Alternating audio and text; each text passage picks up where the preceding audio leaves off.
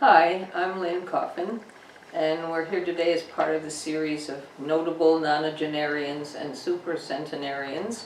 And I'm interviewing today Lore Rubin, my good friend, and I'm going to read a little bit about her from the bio book, and then we'll begin the interview itself. So Lore was born 10 years after the end of World War I. What year would that be, Lore? 1928. 1928. Thank you for those of us who need help with actual numbers. And she was born in the defeated and still devastated Vienna. Her parents were part of the generation that flocked to psychoanalysis after the war. They were both students of Freud and each in their own way achieved prominence in their profession. The family moved several times in Europe and eventually emigrated to New York City. That would be about the time you were in high school, is that right? No, that was in 5th grade. 5th grade. Okay, so in 5th grade, Lore came to the United States, and as World War II ended, while she was still in college, she met her husband. They soon married, lived in Chelsea and then Greenwich Village while still attending college. They became part of the life in the village, meeting many interesting people who later made a name for themselves. After a false start in teaching, Lore decided to become a psychoanalyst. At the time, one had to become a psychiatrist first, so Lore went to medical school at NYU and then studied psychiatry at Albert Einstein Medical Center in the Bronx. After this, she took the arduous training in psychoanalysis at the New York Psychoanalytic Institute. She and her husband agreed to stay in New York until their lengthy training was over and then move wherever he obtained tenure. In 1964, the couple with 2 babies moved to Pittsburgh, Pennsylvania, where Julius was hired at the University of Pittsburgh to teach economic history. Another child was born there a few years later. Lore became active in the Pittsburgh Psychoanalytic Society, had a private practice and teaching assignments at the university. Her husband died in 2004, and the children had all moved away, so now Lore has come to Seattle in what year? 209 and on the 30th of December. So Okay. It's really 2010, right? yes. And so to be near her daughter. So there's a lot of facts here and a lot of dates here. So first of all, do you remember, you came in the 5th grade to the United States, and I'm wondering what you remember of Europe. Of Europe, of Vienna, or wherever you were living in Europe. What do you have vivid memories, or do you not really remember much? No, I have very vivid, over vivid memories. Okay.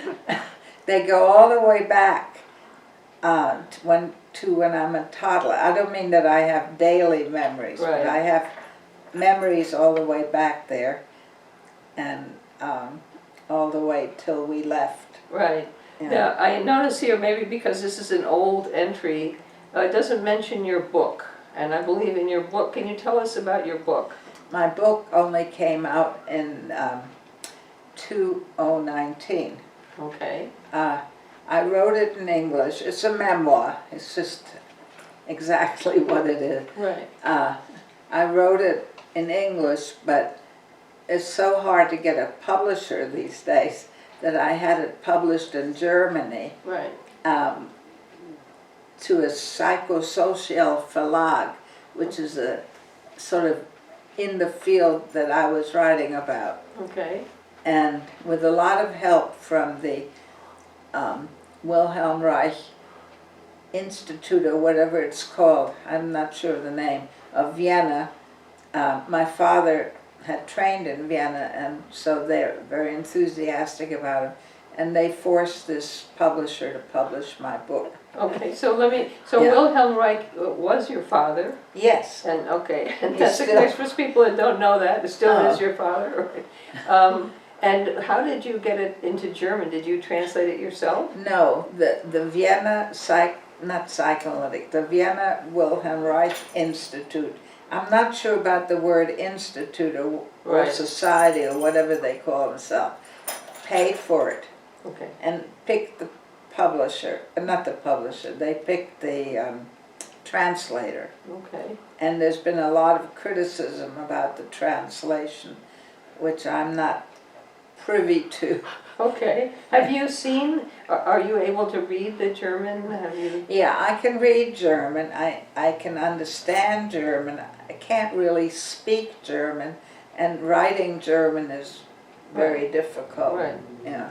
So you've seen this book, you've had the book in German, and then now you are, I understand, going to publish or marketing the book to be published in English?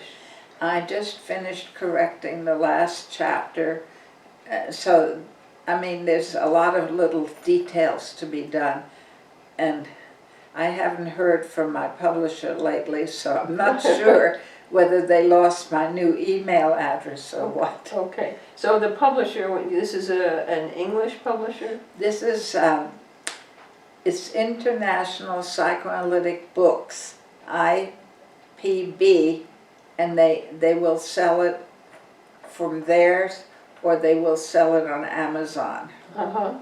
And where are they located? Do you know? Yeah, they're in New York. Okay, okay. Yeah. And you've already had discussions with them and they want to publish it, but now the communication is kind of broken down a little bit. Yeah, well, they pursued me and wanted to publish it. And I thought maybe I could get a real publisher, but I couldn't. So, Okay. yeah. And they this, were very eager to publish it. yeah, well, I'm sure. I mean, so you gave a presentation here based on the book about the memoir. And where does it begin? It begins, you said, very early. You have some very early memories. So would you share one of those early memories and how old you were? Oh, all right.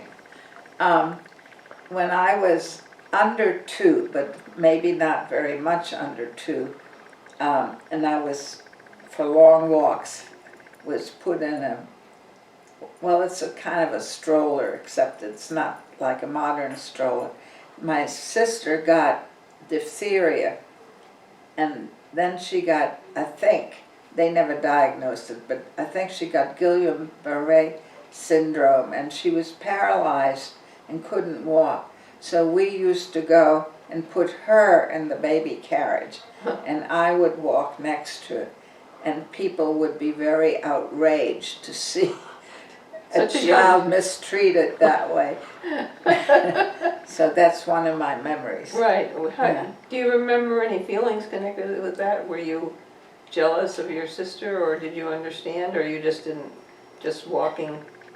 I don't think I had many feelings.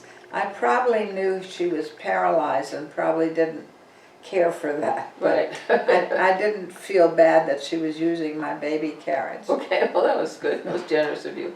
So it mentions here, there's some intriguing hints. One of them that I noticed was, it says, we met many interesting people in the village who later made a name for themselves. So could You talking now about my grown-up self? yeah, when you came here and met your husband and you were in New York, right? Yeah. And you said you were in the village and you Yeah. met many interesting people who made a name for themselves. Were any of those people, would we know as, how big a name? You're getting me my old age. Let's see, any of them. Well, if one doesn't leap to mind, we can. No, one of them, at least I know what he did. He was, he invented Cinema 16. Regular cinema is 32, whatever. Millimeters or something. And 32 is what the reels are, I whatever see. that means. The width, I think, of the film. Yeah. And he got a 16 millimeter, and which also existed as a film, and created a whole cinema and series of that he found films for and made, you know. Right. Sounds like probably made a lot of money doing that. Well, I don't know whether he made a lot of money, but he certainly enriched our cultural life. That's okay. That's more important, maybe. And then it says you had a false start at teaching. What was that about? Where are you getting This is all from the bio book. Maybe it's not true. It says It says, after a false start in teaching, Lore decided to become a psychoanalyst. Is that not true? Or No, that is true. I just don't remember all that being in there. Yeah, when I went to college and I was a history major, but my mother kept saying, well, you can't make any money as a history teacher, you can't make any money as this, you can't make any money as that. And so in the end, she kind of pushed us, both my sister and me, into medicine. What she really wanted was that I become a psychoanalyst, and actually that happened. But the first push was for medical school, and she didn't mention psychoanalysis right then.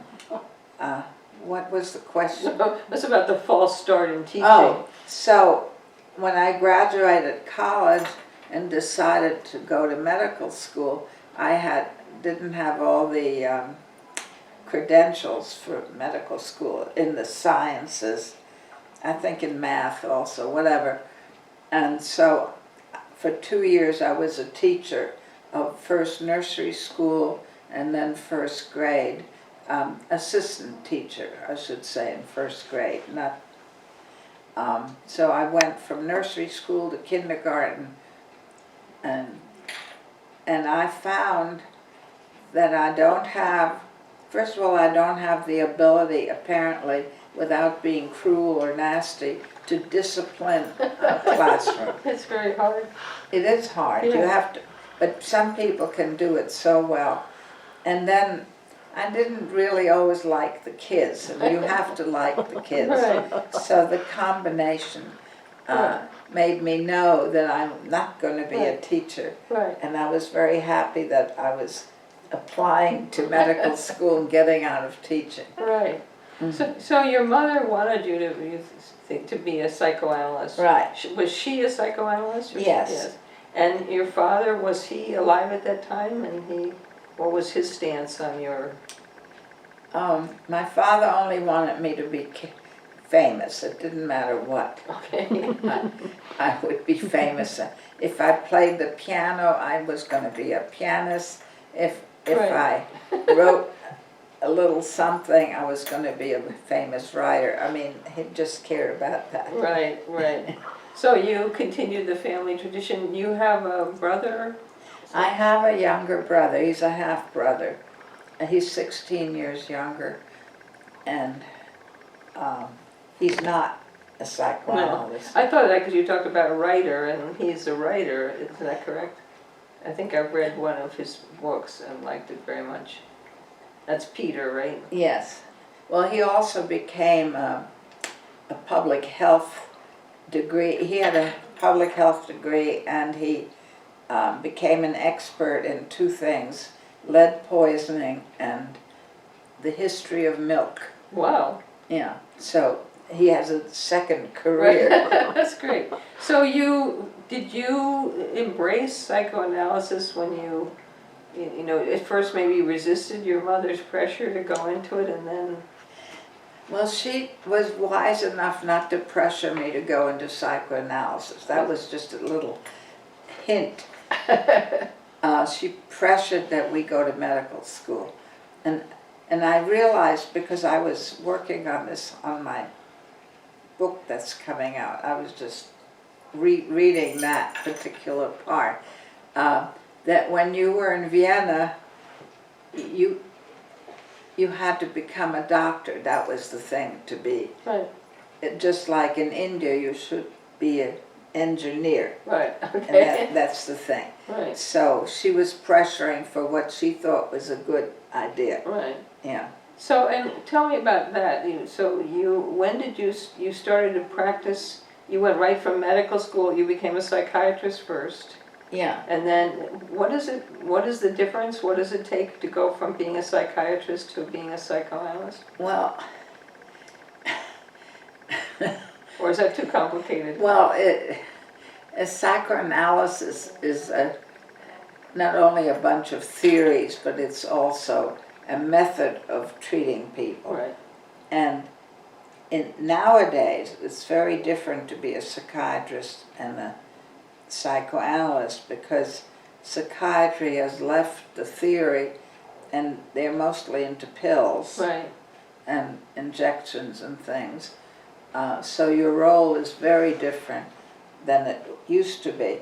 But in those days, psychiatrists, of course, worked with much sicker people, hospitalized people, and did and a lot of them also did therapy. Mhm. You know, some of them probably did psychoanalysis without being trained. Mhm. So psychoanalysis was a very, by the time I got there, a very stodgy discipline. Okay. You know, this is the way you do it, although things had changed already. But through my career, not only mine, but all the psychoanalysts I know of my generation, there was a shortage of psychoanalytic patients. They didn't want to go into psychoanalysis. So you had a few, but you didn't have a whole. My mother had a whole day of practice every day with just doing psychoanalysis, but that wasn't. So we did a lot of, it's really psychiatry. I did a lot of consulting.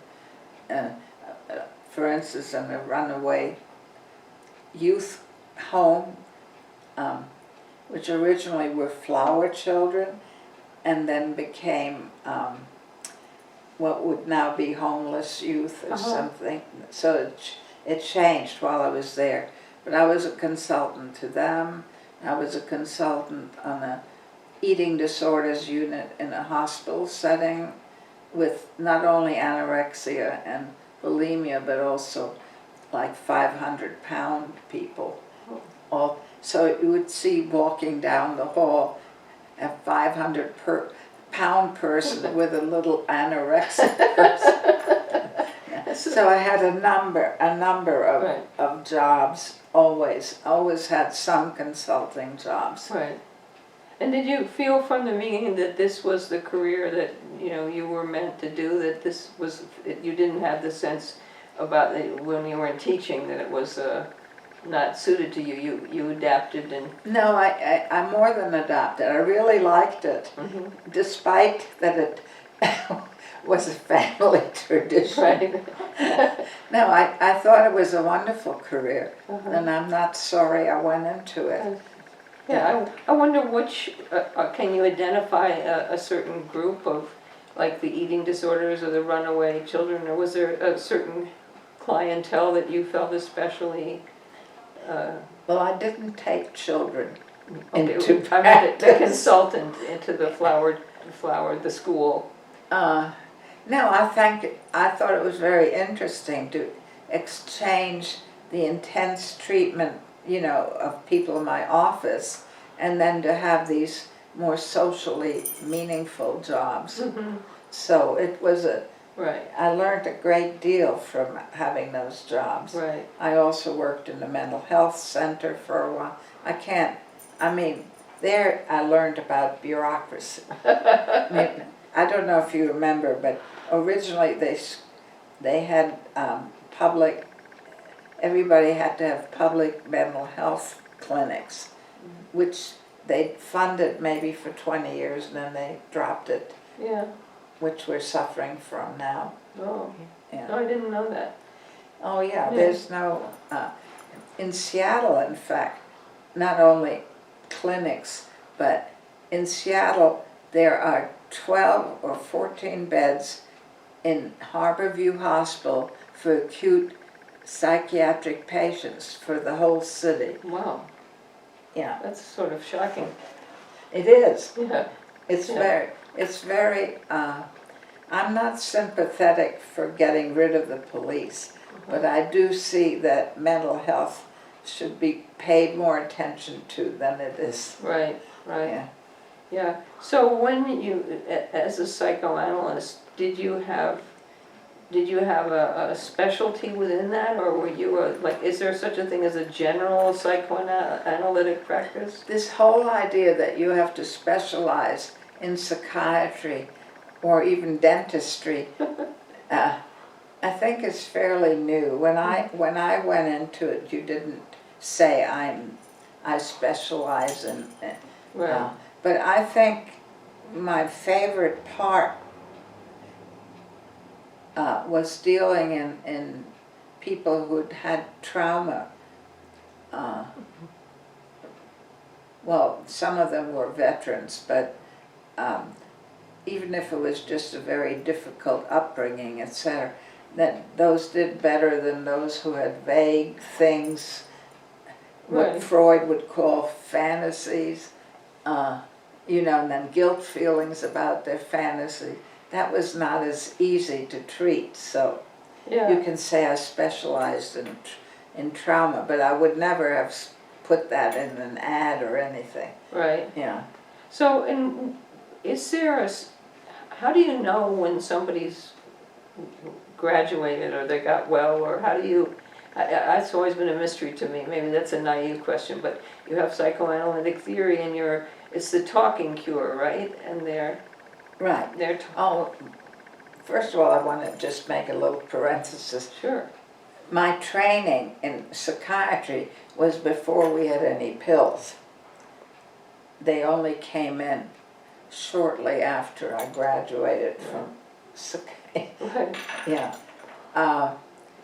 So what was So your I'm question? wondering with psychoanalysis, so somebody comes in and they through talking and they get well as they get to know themselves better. There are many theories about Okay, this. your theory. I think you have the best theories of I was anybody. going to say there's some people who don't think there's ever an end. Right. That's I what I'm understand Woody Allen, for instance, has been in for years and years. I don't know if he still is. And Marilyn Monroe was, for forever, I think. Right. I think mostly people felt they had finished. If they didn't feel they had finished, then probably you shouldn't kick them out. Right. I see. Yeah. So that's one thing. Some people really got I believe in insight, which is no longer a popular way of looking at things, but I think if you begin to understand that every time you get depressed, it's because something reminds you of something in your past, and that you don't need, it's different now. That's insight. Right. And then that people who get insight and can manage their life better, or their thinking better, or recognize when they're slipping back into this and what the pattern is, I think have finished. Right. Yeah. Right. But that's maybe not what other people think. Well, it makes sense to me. As a poet, I certainly believe in insight. Yeah. It wouldn't be very good if I didn't. So, and did you have that sense, like with people, was there a general time period? How was there an average, or did you work with people for only a week, for example? Or, Oh, no. no, it'd have to be. No. I'm exaggerating to make. No, I mean, therapy, and a lot of people in our society had to stop because they moved, or or their finances changed and they had to get a different job with different hours. There were all these sort of external things. Sometimes people finished, but they weren't finished. Yeah. And then either they came back some years later, many years later sometime, or somehow one person I remember, his wife, he got married and his wife went to somebody else and complained about him. And then I got criticism from my colleagues that it hadn't been finished. But I don't believe in these hugely long psychoanalysis.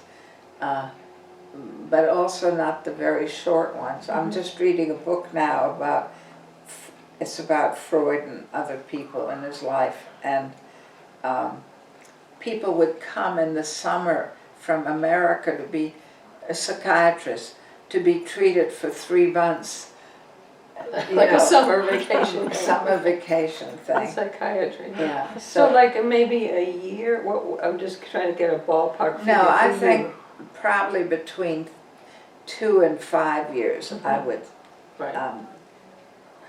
If it goes on much longer, then you're not sure you're going to make it. Right.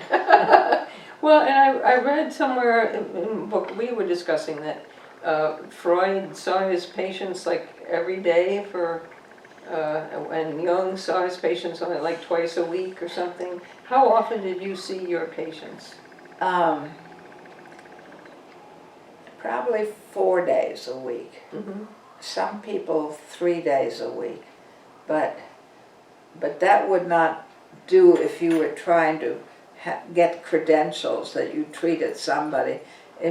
They would not accept unless it was 5 or 4 days. Oh, really? Yeah. They wouldn't trying to get credentials to be a psychoanalyst? Yes. Okay, so, and that's also part of it, right? When you start out, you do cases and then you're supervised. That's right. Right. Right. And how long does that last? Well, each supervised case, it depends on the institute, whether you have to have 3 or 4 or 2. But each one would go as long as the patient was in the treatment. Right. Yeah, so it could be years or, but then then somewhere it said you had to have 200 hours of supervision. Okay, I mean, okay. all these things changed. Yeah. So, and I'm wondering, so now you retired a few years ago, maybe roughly 10 years ago? No, I gave up my practice in 2000, but I was teaching as part of the curriculum. I was teaching what's called continuous case seminar, where one person would, these students of psychoanalysis, would present for either 6 months or a year, one person, and we would all discuss it. I see. And I did that for 10 years. Right. So I'm wondering, now you've been at University House for a while. Yeah. And when you're having dinner table conversations or whatever, do you find yourself psychoanalyzing? I mean, no, everybody accuses me of that or worries about that. But the thing is, I keep saying I get paid for doing this. Right. But I wonder, so you can kind of turn it off? Because if you have that bent, No. When you are in the olden school, this is one of the differences between psychiatry and psychoanalysis. Psychoanalysis works because the person is honest with you. Right. If they're just pretending or this or that, I mean, sometimes you catch that and you can work with it, but the idea is that they're sharing their true something. Right. But when you're sitting at the dinner table, you know that's not going on. Nobody's sharing their true something. Well, sometimes for a little bit, Right. but it's a lot of time, not at all. Right. Yeah. No, even when I was in practice, I had to turn it off because I would finish my last patient, then I would rush home, and the kids were coming home from school, and I had to put on my mommy hat. Right. So Yeah. So it's something, I guess in every profession. I had a friend of mine who was an English teacher. He met a woman at a party, and she said, "Oh, I've got to watch what I say now because you're an English teacher." Right. And he said, "That's ridiculous." He said, "What do you do? I'm going to show you. This is not, a thing to worry about." And she said, "Well, I'm a speech therapist." And he said, "Well, you see," and she said, "As a matter of fact, your dentals are a little..." And she analyzed his whole thing, so it sort of backfired on him. But Well, I'm glad you can turn it off. Yeah, no, that's very important. Right. And when you're here, so what are your interests now? I mean, you've talked about your reading, you're working on the book, getting it finished, and Well, um, of course, that's my main task right now, to Right. finish the book. I wouldn't say it's my main interest because I'm not at the creative end of this. I'm at the how many commas right. fit on a head of a pin or something. Maybe, excuse me, let me interrupt for one Yeah. second. Maybe we talk, you have one of the residents here that's been helpful in editing the book. Yes. And I remember you asked me this question, which I thought was very interesting, about sitting before the radio. Yes. And you wanted to know if that, were correct. And I said, I didn't think so. That's an archaic use of before. Before now always means chronological. So maybe when you wrote it, it was correct. Oh, it's quite possible. Right. Yes. I didn't know that before has changed its Right. meaning anyway. Yeah. But anyway, there's a lot of little details I'm doing now. So that's not my main interest, but it's my main activity. And then I like it when I get into a book I'm really interested. Right now I'm reading a book that probably nobody has bought it either. It's by the same publisher, and the guy here is here, and he wrote a book about Freud, Anna Freud, and the grandson called, well, later he was called Freud, but he was Halberstadt. Ernst Halberstadt was the first grandson. And I find this book absolutely fascinating. And it tells all these stories about Freud and Anna Freud, etc. But it's so much more fleshed out. And so I'm learning a whole lot Right. of things. And then now I'm in the second part, and it's all about the invasion of Austria by the Germans. And I didn't know any of this. I mean, I just knew what everybody else knows. And one of the things I just found out, and I find this absolutely incredible, on March 10th, see, the invasion happened on 12th or the 13th of March, 1938. But on March 10th, there was a huge, huge demonstration against the Germans.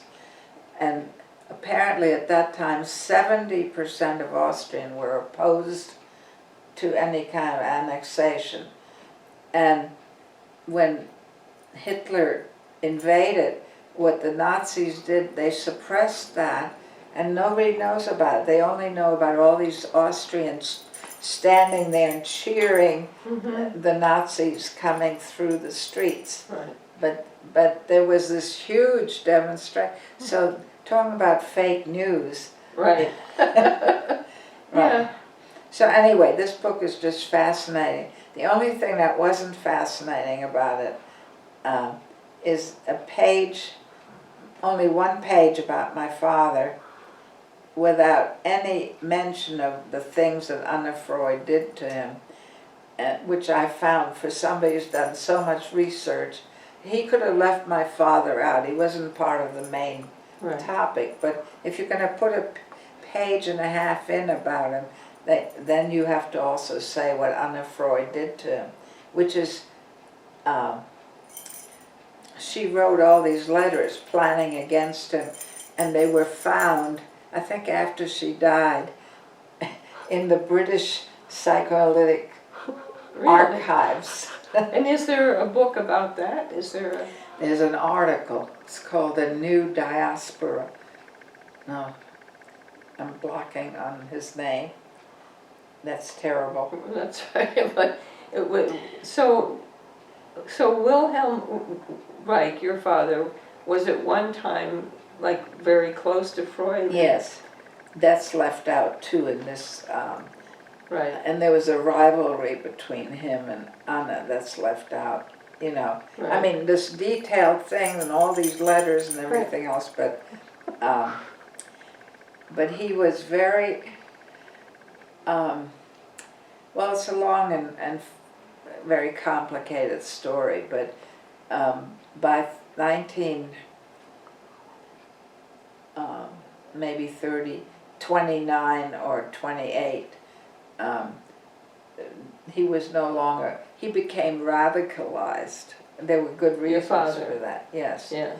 And they didn't like that or whatever. Anyway, it got colder and colder, so he left Vienna and joined in Berlin. Was a psychoanalyst still, but he left Vienna because it was getting very nasty, and Freud wouldn't publish an article he wrote, and then some people I know, but you don't, made him publish it anyway, and it's on masochism. Freud was into the death instinct at that time, so he didn't want to hear about masochism. He wanted to think of it as part of the death instinct theory. Yeah. And my father had other ideas, but it's a perfectly good psychoanalytic paper still. Well, and do you think that would you ever want to, you've written many psychoanalytic papers. Right? Well, I don't know what's many. I understand Jim Ross wrote hundreds of papers. Really? I didn't know that.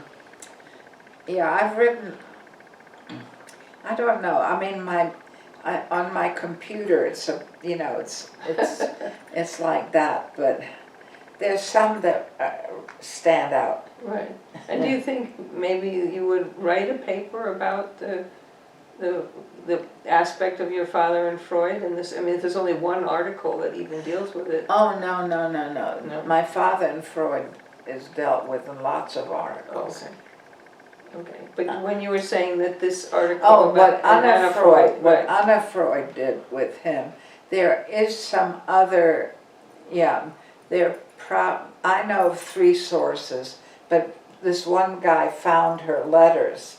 Right. And in fact, I went to the Library of Congress for something, the archives, and I found a letter there against my father that she wrote to the head of the psychoanalysts in Berlin while my father was there. Yeah. So, yes, there are at least 3 sources, and it may be more. And in the Reichian literature, there may be a lot more. I don't know. Right. Yeah. Right. So, and you're interested, like you say, you're interested in what you have to do with the tidying up the book. Yeah. And then you're interested, like in this book, it sounds fascinating. And does that, I mean, it sounds like creativity and more scholarly interest in your life have gone together. So I'm wondering if you're might be sparked to write another, I'm pushing you to write an article. Or No, I don't want to write any more articles. I think that You're articled out? I'm articled out. I don't think I would do anything like that.